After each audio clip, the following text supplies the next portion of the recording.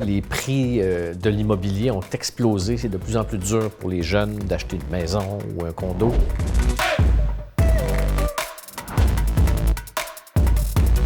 Parlons de télétravail. Avec la pandémie, évidemment, on a vu l'explosion du télétravail. Il y avait des crédits qui étaient alloués, qui ne le sont peut-être plus. C'est quoi l'état des lieux aujourd'hui? Là, on est revenu à la méthode, je pourrais dire traditionnelle. Et là, il y a un critère très important à respecter, c'est qu'il faut que vous soyez à plus de 50 % en télétravail.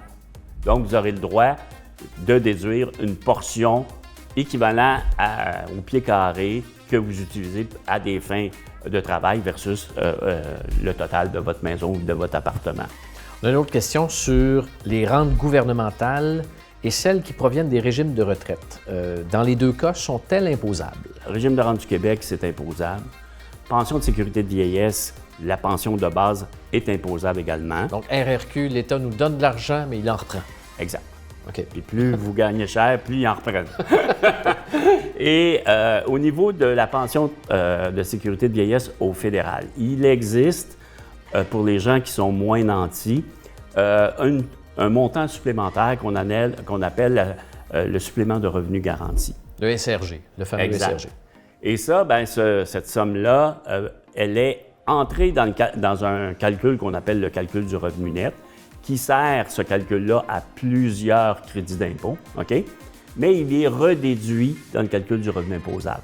Ce qui fait qu'au final, on ne paiera pas d'impôt dessus, mais cette somme-là pourrait affecter certains crédits d'impôt. Il faut absolument qu'on parle d'accès à la propriété. Les prix de l'immobilier ont explosé. C'est de plus en plus dur pour les jeunes d'acheter une maison ou un condo. Il y a deux outils qui existent, le RAP, le CELIAP. Lequel des deux est le plus avantageux?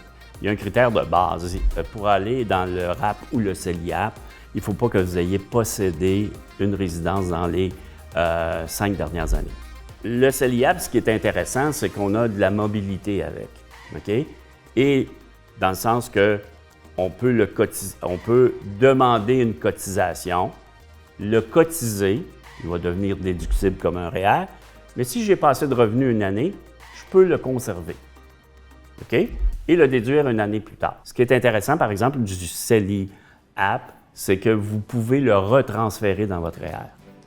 OK? Et ça, sans conséquences fiscales. Donc, c'est beaucoup plus souple et en fait, il n'y a pas d'obligation de remettre la somme, contrairement au RAP.